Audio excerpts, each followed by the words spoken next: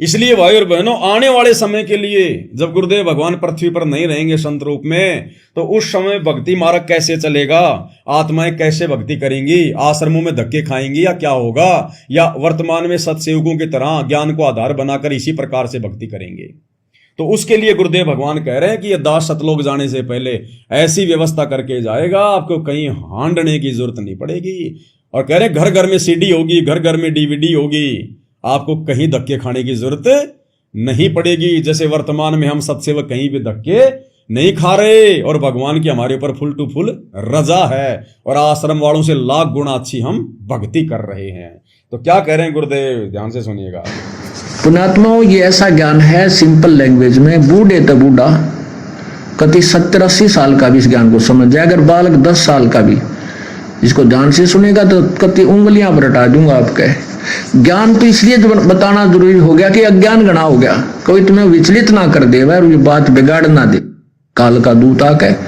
इसलिए नहीं तो फिर 2 अक्षर की बात है, ये ज्ञान है, ये नाम है, ये भक्ति करो, फिर बात खत्म होगी।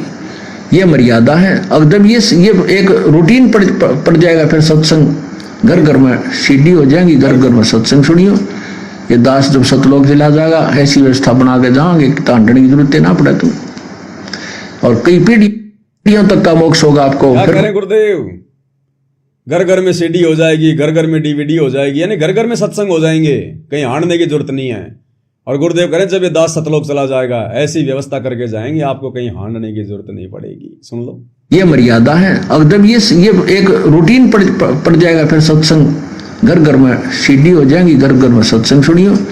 ये दास जब सतलोक चला जाएगा, ऐसी व्यवस्था बना के जाओगे कि तांडने की जरूरत ना पड़े तुम, और कई पीढ़ियों तक का मोक्ष होगा आपको। फिर कोई विचलित करने वाला नहीं रहेगा, ना काल का दूत घुसेगा जो तुम्हें बर्बाद कर दिया, तुम्हारे कोई अज्ञान पैदा कर दिया। ज्ञान नाम की चीज नहीं छोड़ेगी परमात्मा का, ऐसा ज्ञान है ये। हो गया क्लियर? ये वही प्रोसीजर चल रही है वर्तमान में साध संगतियों में, घर घर में। हम सत्सेवक कहीं नहीं धक्के खाते, कहीं हांडने नहीं जाते, कहीं लड्डू जलेबी बर्फी के चक्कर में नहीं जाते, हम कहीं राजनेताओं की रैलियों में धक्के नहीं खाते, और हमारा गुरु हमारे पल पल साथ में, पल पल साथ में ऐसे खड़ा मिलता भगवान। कल पे कारण कौन है, तू कर सेवा निष्काम, मन इच्छा फल देवेगा जब पड़ेगा सतगुरु से काम। घर ही हमारा आश्रम है, और गुरु ही हमारा भगवान है। और गुरुदेव ने इन हिसार जेल से आने वाले सत्संगों में भी कितनी बार हमें बिल्कुल स्पष्ट कर दिया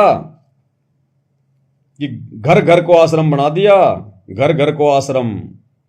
सत्सेवकों को देखकर, उनकी भक्ति क्रिया को देखकर परमात्मा कह रहे हैं मेरे बंदी छोड़ने घर घर को आश्रम बना दिया, घर घर को आश्रम।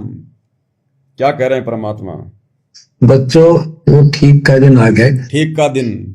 चारों तरफ डंका बोल गया दाता का, डंका। एक समय में 4-5 लाख बच्चे सत्संग सुन रहे। इतना बड़ा हम आश्रम बना कर भी नहीं सुना सकते थे। गुरुदेव कह रहे हैं इतना बड़ा तो हम आश्रम बनाकर भी सत्संग नहीं सुना सकते थे। 4-5 लाख बच्चे एक ही समय में यूट्यूब पर सत्संग सुन रहे हैं घर बैठे बैठे। कहते हैं इतना बड़ा तो हम आश्रम बनाकर भी नहीं सुना सकते। अरे भाई, धनाना आश्रम है तो सही। ये लोग कहते हैं उसमें 12 लाख लोग बैठ के सत्संग सुन सकते हैं, और गुरुजी तो उसको रिजेक्ट कर रहे हैं कि एक ही समय में 4-5 लाख बच्चे घर बैठे सत्संग सुन रहे हैं सोशल मीडिया पर। इतना बड़ा तो हम आश्रम बनाकर भी नहीं सुना सकते थे। इसका मतलब ये आश्रम गुरुदेव का नहीं है, गुरुदेव के आशीर्वाद से नहीं है। ये संकेत होते हैं संतों के। शब्द सैन सतगुरु की पहचान है, पावे अटल सुहागरे। अन्यथा गुरु जी की वाणी तो फिर झूठी हो जाएगी।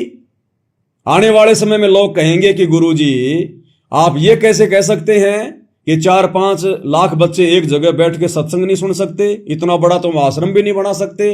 जबकि धनाना आश्रम तो उस समय गुरुजी हो गया था तैयार। जब आप ये हिसार जेल से भेज रहे थे उस समय धनाना आश्रम तो तैयार था, उसमें तो सत्संग चल रहे थे, उसमें तो 12 लाख लोग बैठ के सत्संग जो है वो सुन सकते हैं। ये कोऑर्डिनेटर चिल्लाते हैं दुनिया का सबसे बड़ा आश्रम, दुनिया का सबसे बड़ा आश्रम। तो ये परम संत है, परमात्मा है, जो वचन निकाल दिया फाइनल। क्योंकि आने वाले समय में अब आवश्यकता पड़ेगी नहीं लोगों को इकट्ठा करके सत्संग सुनाने की। क्या सत्संग सुनाएंगे गुरुदेव? जो सुनाना था सुना तो दिया, डीवीडी में भर दिया, सीडी में भर दिया, मेमोरी कार्ड में भर दिया, यूट्यूब पे है, आने वाले समय में टीवी पे लाइव चलेंगे। तो फिर सत्संग सुनने के लिए कहां जाओगे तुम? गुरुदेव हिसार जेल से बाहर आने के बाद में अब सत्संग करने वाले नहीं है। ये तो कभी कभार परमात्मा कोई दिशा निर्देश देंगे, अब भीड़ इकट्ठा नहीं करेंगे गुरुदेव। अरे मीडिया वाले क्या काम आएंगे? आश्रम के बाहर गाड़ियां खड़ी रहेंगी लाइन लगा के, गुरुजी हमें सत्संग दे दो, हमें सत्संग दे दो। ये लाइव चला करेगा। जैसे अब सारा दिन ये राजनेता बैठ के टीवी रूम में और मुर्गे की तरह डिबेट करते रहते हैं, लड़ते रहते हैं ना। ये आने वाले समय में हर टीवी चैनल पर सतगुरु रामपाल जी भगवान के सत्संग ही सत्संग चलेंगे। अब बताओ, जब घर घर में टीवी, घर घर में मोबाइल, घर घर में सत्संग, तो गुरुजी आश्रम में क्यों बुलाएंगे सत्संग सुनने के लिए? इसलिए तो परमात्मा ने पहले वाले सत्संग में जो आपको सुनाया, क्या कहा गुरुदेव ने? घर घर में डीवीडी हो जाएगी, घर घर में सत्संग हो जाएगा, और ऐसी व्यवस्था करके जाएंगे आपको कहीं हांडने की जरूरत नहीं पड़ेगी। ये परम संत है, एक ही वचन मिलेगा, एक ही वचन। इसलिए वर्तमान में जितने भी सतलोक आश्रम बनाए जा रहे हैं, केवल अपने धार्मिक धंधे के लिए बनाए जा रहे हैं। ये काल बनवा रहा, काल, इस परीक्षा के समय में भक्तों का समय बर्बाद करवाने के लिए, बेचारों का 10वें अंश का पैसा, ज्योति पाठ का पैसा बर्बाद करवाने के लिए, इन पत्थरों में कर्म फुड़वाने के लिए। अन्यथा गुरुदेव भगवान ने तो कह दिया ना। अब देखना क्या कह रहे हैं गुरुदेव। जय बंदी छोड़ घर घर आश्रम बन गया, बंदी छोड़ का घर घर आश्रम बन गया। जब घर घर ही आश्रम बन गया तो और आश्रमों की क्या जरूरत है भाई? सुन लो ध्यान से बच्चों, वो ठीक का दिन आ गए। चारों तरफ डंका बोल गया दाता का। एक समय में 4-5 लाख बच्चे सत्संग सुन रहे। इतना बड़ा हम आश्रम बना कभी नहीं सुना सकते थे। एक बंदी छोड़ सारा संसार आश्रम बन गया। मेरे बंदी छोड़ का घर घर आश्रम बन गया। अपने बच्चों के ऊपर किसी कृपा कर दी मेरे दाता ने। बच्चों फिर क्या बताते हैं बच्चों? वो ठीक, ये परम संत के वचन है। घर घर आश्रम बन गया, सारा संसार आश्रम बन गया।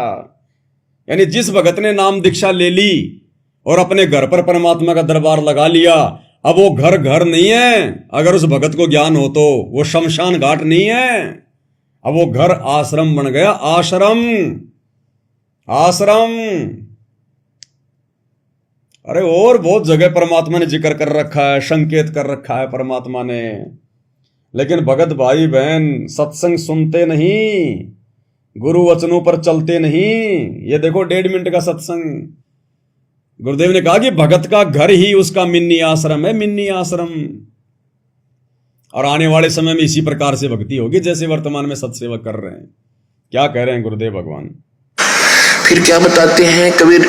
राम रटत निर्धन भलो और टूटी घर की छान है, वो सुंदर महल किस काम के जा भक्ति नहीं भगवान। पुण्यात्माओं, आज परमात्मा के बच्चे जिनको दीक्षा प्राप्त हो चुकी है, उसके परिवार के अंदर एक मिनी आश्रम बन गया। मिनी आश्रम ऐसा स्थान बनाया जाता है जहाँ भगवान के स्वरूप को रखते हैं, दरबार, जहाँ परमात्मा की ज्योति जलाई जाती है। दरबार में सभी उठकर वहाँ प्रणाम करते हैं। सुबह और शाम दोपहर को भगवान की चर्चा चलती है, रमैणी होती है, आरती होती है, सुबह के नित्यनेम होते हैं। फिर दिन में जब भी टाइम लगता है, कोई मंत्र कर रहा है, कोई सिमरन सतनाम का कर रहा है, तो कितना माहौल बदल गया ना। उसमें बकवाद बतलावा वो न बोला, वो न बोला, उसका नाश होगा, उनका ऐसे नुकसान होने वाला है, वो ऐसे गलती करते हैं। तो इस तरह की बकवादें बतला के उस परिवार, उस घर के अंदर हम ये कुविचार छोड़ देते थे। क्या कह रहे हैं गुरुदेव कि उपदेश लेने के बाद भगत का घर उसका मिनी आश्रम बन जाता है, जहां परमात्मा की चर्चा होती है, सत्संग सुनते हैं, आरती करते हैं, दंडवत करते हैं। ना तो उसमें बकवाद चलें, इधर उधर की बातें चलें, कोई राजनीति की बातें चलें, और दिन भर में इतने कुविचार उस घर पर छोड़ देते हैं। और सबका दिमाग डिस्टर्ब रहता है। अब ये कुविचार भाई और बहनों इन आश्रमों में छोड़े जा रहे हैं। इन आश्रमों में ये राजनीति की बातें इन आश्रमों में होती कि नहीं होती है? ये राजनेता इन आश्रमों में आते कि नहीं आते हैं? दुनिया भर के फालतू के लोग आश्रमों में आते कि नहीं आते? आश्रम में गए भक्तों को बसों में बैठाकर राजनेताओं की रैलियों में ले जाते कि नहीं ले जाते? नकली कबीर पंथियों की कबीर जयंती मनवाने के लिए ले जाते कि नहीं ले जाते? अब ये कुविचार वाले काम इन आश्रमों में हो रहे हैं तो मालिक तो अंतर्यामी है। इसलिए पहले कह दिया भगवान ने कि जो भक्ति तुम घर बैठकर कर सकते हो, ज्ञान को आधार बनाकर, घर को आश्रम बनाकर, गुरु को भगवान मानकर, वो भक्ति तुम लाख जन्म भी आश्रमों में नहीं कर सकते। अरे आश्रम तो मान बढ़ाई के गढ़ होते हैं, मान बढ़ाई और अहंकार के गढ़। वहां तो सेवादार आपस में मैं छोटा सेवादार, वो बड़ा सेवादार, उसकी शिकायत लगाओ, उसकी शिकायत भेजो गुरु जी के पास में, उसकी एंट्री कराओ, उसकी नो एंट्री कराओ। राग द्वेष ईर्ष्या आश्रमों में भक्ति नहीं होती। एक बार सतलोक आश्रम बरवाड़ा में एक भगत था, कोई अट्टा कट्टा सा। उसने देखा भाई गुरु जी के तो आगे पीछे बॉडीगार्ड घूम रहे हैं, मैं भी लगा दूं फार्म। तो उस भगत ने दर्शनों के समय जब गुरुजी आशीर्वाद देने आते हैं तो उसने कहा कि गुरुजी मैं आपका बॉडीगार्ड बनना चाहता हूं। तो गुरुजी ने कहा अरे भक्ति करनी है तेने चौधरी बनना है? बोला जी भक्ति करनी है तो बोला बैठ के बोले वो अपनी लेके माला सुमरण कर, और अगर तेरे को चौधरी बनना है, अगर तेरे को प्रभु पाकना है तो भाई तू बॉडीगार्ड के फार्म भर दे। तो ये हाल है भाई और बहनों इन आश्रमों में। ऐसे ही एक बार एक बिहार की माई थी, बेचारी बुढ़ी सी। अब भगत की तो ये इच्छा होती है कि भाई जो गुरु जी के आसपास रहते हैं, 24 घंटे घूमते फिरते हैं, ये तो बहुत अच्छे भगत होंगे, बहुत बड़े पहुंचे हुए महापुरुष होंगे, ये तो दुर्वासा की तरह।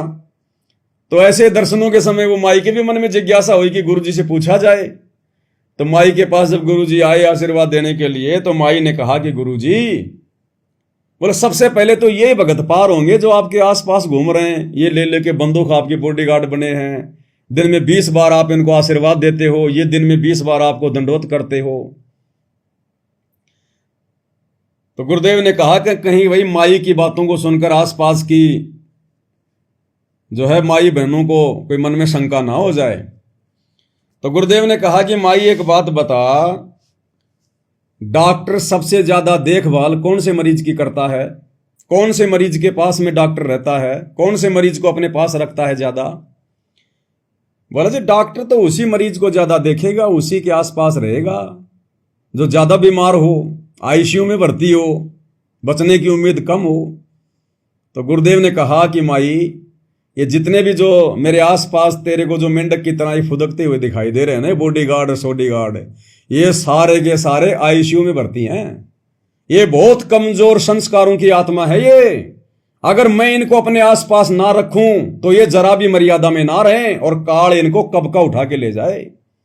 ये इतनी बिगड़ी हुई आत्मा है ये। इसलिए इनकी जान बचाने के लिए, इनमें भक्ति का अंश जो है वो प्रवेश करवाने के लिए मैं जानबूझ के इनको अपने पास में रखता हूं। माई समझ गई और गुरुदेव ने कहा कि जाके चुपचाप बैठ के अपनी माला हाथ में लेके सिमरण कर ले, इस चक्कर में ना पड़ना कौन पहले जाएगा और कौन बाद में जाएगा। तो भाई और बहनों लेना देना कुछ नहीं है, ये भक्ति है ज्ञान आधार की। अगर 1000 किलोमीटर दूर बैठे भगत को भी ज्ञान समझ में आ गया तो परमात्मा घर में उसी समय आके बैठ जाएगा शब्द रूप में, उसी समय। इन आश्रमों में गुरु को परमात्मा नहीं माना जाता, ना किसी ने माना। गुरु को मानुष माना जाता आश्रमों में, मानुष। एक बार एक दिल्ली का वकील है सुरेश, वो करोथा कांड के उनके मुकदमों को देख रहा था, भगत भी था वो। अभी आश्रम वाले और जितने भी लोग थे मैन ये बलजीत वगैरह, रामनिवास छावड़ार, गुरु जी का भाई महेंद्र और बड़े बड़े 5-7 उस भगत को हेल्प नहीं कर रहे थे, कोई मदद नहीं कर रहे थे विशेष कोई। तो गर्मी का टाइम था, बेचारा एक बार दुखी होके आश्रम में आया। अब उस समय गुरुजी अंदर हॉल में बैठे थे एक चेयर पर, और ये सारे के सारे चौधरी भी वहीं खड़े थे, महेंद्र वगैरह सारे, बलजीत वगैरह। ये वो सुरेश भगत आया, दोपहर का समय था, जेठ का महीना, पसीने में पसीना हो रहा। उधर से ये मैनेजमेंट वाले उसका कोई सहयोग नहीं कर रहे थे। तो आते ही सबसे पहले गुरुजी को लंबा दंडोत किया, फिर वहीं गुरुजी के चरणों में बैठ गया और बोला गुरुजी, दुखी होके बोला बोला आज अच्छा मौका मिल गया। बोला गुरुजी, बोले हाँ भाई सुरेश, बोला ये जितने भी खड़े हैं ना ये आपको परमात्मा नहीं मानते। और वो तो इसलिए कह रहा था ये बात कि भाई ये लोग मेरी कोई हेल्प नहीं कर रहे, कोई मदद नहीं कर रहे, सारा काम मैं कर रहा हूं, भागा दौड़ी। तो बोला गुरुजी ये जितने भी खड़े हैं ना ये आपको परमात्मा नहीं मानते। तो गुरुजी दुखी मन से घुटनों पर हाथ रख के खड़े हुए और चलते हुए बोले बेटा सुरेश, तू तो परमात्मा मानने की बात कह रहा है, ये तो मुझे गुरु भी ना मानते।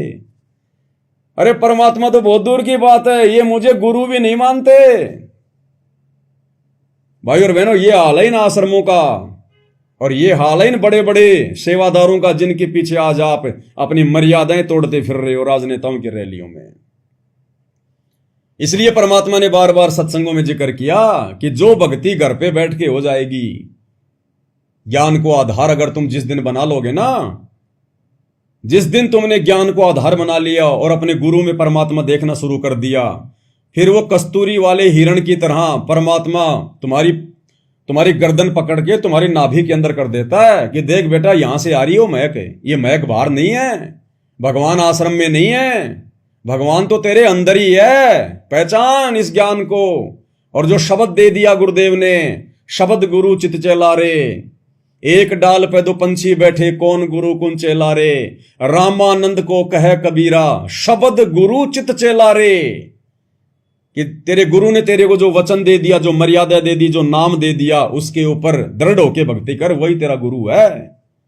अन्यथा तेरा गुरु तो सदा थोड़ी रहेगा, कल को तेरा गुरु भी सतलोक जाएगा, फिर क्या करेगा, तू तो भक्ति छोड़ देगा कि मेरा गुरु तो सतलोक गया, मेरा गुरु तो धरती पर है ही नहीं, अब मेरे को कौन बचाएगा, मेरी कौन रक्षा करेगा, मैं कैसे भक्ति करूंगा। तो हमने शब्द को अपना गुरु बनाना है, सत्संगों को अपना गुरु बनाना है, मर्यादाओं को अपना गुरु बनाना है, इनको टूटने नहीं देना है। घट ही में गंगा, घट ही में जमुना, घट ही में जगदीश सतगुरु तारेंगे। इसलिए गुरुदेव भगवान कह रहे हैं कि नाम दीक्षा लेने के बाद में एक ऐसी जगह बनाई जाती है घर पर, जहां परमात्मा का दरबार होता है, ज्योत जलती है, दंडवत करते हैं, आरती करते हैं, सत्संग सुनते हैं, सुमरण करते हैं।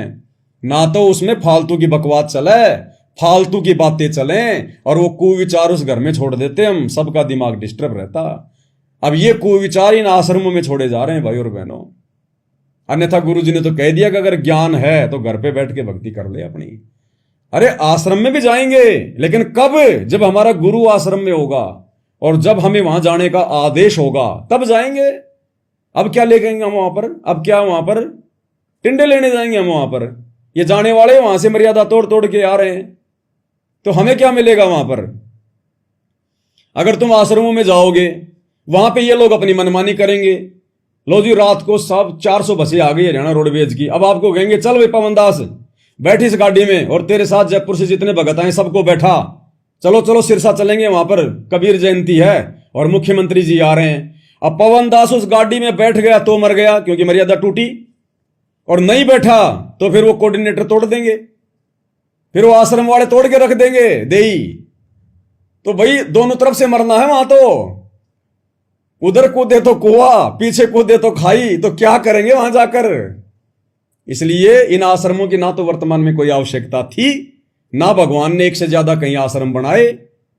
हमारा आश्रम हमारा घर है, अगर आपको ज्ञान समझ में आ गया तो। नहीं तो भाई फिर उस कस्तूरी वाले हिरण की तरह पूरी जिंदगी तुम धक्के खाते रहोगे फिर। इसलिए गुरुदेव क्या कह रहे हैं, दोबारा ध्यान से सुन लो शुरू से।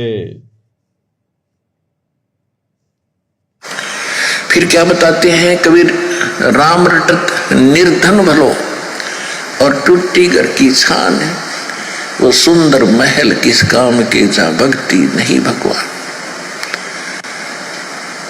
पुण्यात्माओं, आज परमात्मा के बच्चे जिनको दीक्षा प्राप्त हो चुकी है, उसके परिवार के अंदर एक मिनी आश्रम बन गया। ऐसा स्थान बनाया जाता है जहाँ भगवान के स्वरूप को रखते हैं, जहाँ परमात्मा की ज्योति जलाई जाती है। सभी उठकर वहाँ प्रणाम करते हैं। सुबह और शाम दोपहर को भगवान की चर्चा चलती है, रमैणी होती है, आरती होती है, सुबह के नित्यनेम होते हैं। फिर दिन में जब भी टाइम लगता है, कोई मंत्र कर रहा है, कोई सीमन सतनाम का कर रहा है तो कितना माहौल बदल गया ना। उसमें बकवाद बतलावा वो न बोला उसका नाश होगा है, उनका ऐसे नुकसान होने वाला है, वो ऐसे गलती करते हैं।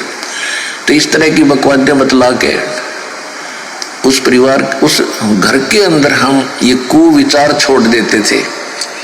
फिर वो कुविचार हमारे मस्तिष्क में टकराते रहते थे, हमें डिस्टर्ब रखते थे। अब बताओ ये कुविचार वर्तमान में कहाँ छोड़े जा रहे हैं? इन आश्रमों में दुनिया भर की भीड़ आ रही है, ना कोई साध संगति, ना कोई ज्ञान चर्चा, ना कोई परमात्मा का सत्संग कोई ढंग से सुनता। वहां कोई खा रहा है, कोई सेल्फी ले रहा है, कोई लेट रहा है, कोई बसों में बैठ के रैलियों में जा रहा है, कोई क्या कर रहा है, कोई कबड्डी खेल रहा है वहां पर। और वही फिर विचार आपस में टकरा टुकरो के सबके दिमाग इनके डिस्टर्ब है, फिर किसी को भी सद्बुद्धि नहीं आ रही। यह हाल है इन आश्रमों का। शांति नहीं होने देते हैं। और जब परमात्मा की महिमा और अमृतवाणी जब स्टार्ट होती है तो कुविचार ऊपर चले जाते हैं और सुविचार उस घर में धीरे धीरे स्थापित होने लग जाते हैं। फिर घर में शांति शुरू हो जाती है। ये तो बताओ, ये माहौल तो सत्सेवकों का है। सत्सेवकों का या तो अपनी सेवा करेंगे या परमात्मा का सुमरण करेंगे। दिन में कितनी बार गुरु जी को भोग लगेगा, विधिवत आरती करेंगे और माली की चर्चा चलेगी, अगर चलेगी तो, नहीं तो मुंह हमारा बंद ही रहेगा, अपना ध्यान परमात्मा के चरणों में रहेगा या सत्संग सुनते रहेंगे। पाठ की वाणियां 24 घंटे धीरे धीरे पाठ की वाणियां चलती रहती हैं। और अब तो ऐसा हो गया है, अगर पाठ की वाणियां ना चलें तो हमारे को नींद ही नहीं आती है। जैसे माँ अपने छोटे बच्चे को लोरी सुनाती है ना, कोई कथाएं सुनाती है और उसको यूं करती रहती है, अपने गोद में लेकर वो सो जाता है। अगर वो माँ उसको हिलाना बंद कर दे, लोरी सुनाना बंद कर दे तो बच्चा फिर जाग जाता है। तो हम सत्सेवकों घरों में जब से भगवान की पाठ की वाणियां चल रही हैं, पूज्य गुरुदेव भगवान के मुखारविंद से, अगर वाणियां नहीं चलती है तो हमारे को नींद भी नहीं आती। ऐसा लगता है जैसे कुछ सूना सूना सा हो गया। तो बताओ फिर भगवान कहां है, परमात्मा कहां है? ये भक्ति ऐसे चलेगी आने वाले समय में? ये परमात्मा रिहर्सल करके देख रहे हैं, चेक कर रहे हैं। हिसार जेल में बैठकर कहते हैं ना गुरुदेव कि बच्चों, हिसार जेल में बैठ के मैं देख रहा हूं तुम्हारी रहनी करनी, कि मेरे सतलोक जाने के बाद में इस मार्ग को तुम कैसे चलाओगे जी। उसमें जब जब भूल पड़े उस पुस्तक में लिखा हुआ ना कि वर्तमान में मैं जेल में बैठ के तुम्हारी रहनी करनी देख रहा हूं कि मेरे सतलोक जाने के बाद मिशन को कैसे चलाओगे। तो परमात्मा यही तो चेक कर रहा है कि मेरे मिशन को चलाने के योग्य कौन बन रहे हैं और इसको बर्बादी की तरफ ले जाने वाले कौन है। तो ये आश्रम वाले तो नित दिन बर्बादी की तरफ लेके जा रहे हैं, बर्बादी की तरफ है। तो आने वाले समय में भाई और बहनों, सेवादार भी चेंज होंगे, मैनेजमेंट भी चेंज होगा, पूरा सिस्टम चेंज होगा परमात्मा का। बहुत मौका दे दिया परमात्मा ने इनको, बहुत मौका दे दिया मालिक ने, लेकिन ये लोग अपनी हरकतों से बाज नहीं आए। परमात्मा कहते हैं, काल को जीव कहीं नहीं माने और कोट सुने जो ज्ञाना, और जैसे लाख अग्नि में पिंगले और बिछुड़ते काट समाना। जैसे सर्प चंदन लिपटाई, तन भया शीतल पर विष नहीं जाई। तो कुछ नहीं बदला इन लोगों का, कुछ भी। कोटि वर्ष करो संगत संतों की, पत्थर का जल में क्या बीज है। एक चंदन बन में रंग ला दे, बाट बिसंबी ना सीज है। तो ये तो पत्थर की तरह है, पत्थर की तरह। गुरुदेव कहते हैं, पानी में किसी भी चीज को डालोगी वो निर्मल हो जाएगी, मुलायम हो जाएगी। लेकिन एक पत्थर ऐसी वस्तु है, अगर उसको आप लाख वर्ष भी अगर उसको आप उसमें डाल के रखो और बाहर निकालो और दूसरे उस पत्थर के साथ में रगड़ो तो चिंगारी निकलेगी। उस पत्थर के ऊपर उस जल का कोई असर नहीं होता। तो जो काल की आत्मा होती हैं, जो काल प्रेरित जो भगत होते हैं, उनके ऊपर सतगुरु के वचनों का, सत्संग का कोई असर नहीं होता। जब तक वो सतगुरु के साथ में रहेंगे, एक नंबर के भगत लगेंगे, एक नंबर के। जैसे सर्प चंदन लिपटाई, तन भया शीतल पर विष नहीं जाई। चंदन के पेड़ में शीतलता होती है और सांप में जहर बहुत होता है, उसके अंदर उसकी अपनी गर्मी होती है जहर की। तो गुरुदेव ने बताया, जब वो सांप उस चंदन के पेड़ के लिपट जाता है शीतलता प्राप्त करने के लिए, तो ऐसा हो जाता बिल्कुल जैसे तो साधु बन गया। और जरा सा उसको कोई छेड़ दे तुरंत फन उठा लेता है जहर मारने के लिए, डंक मारने के लिए।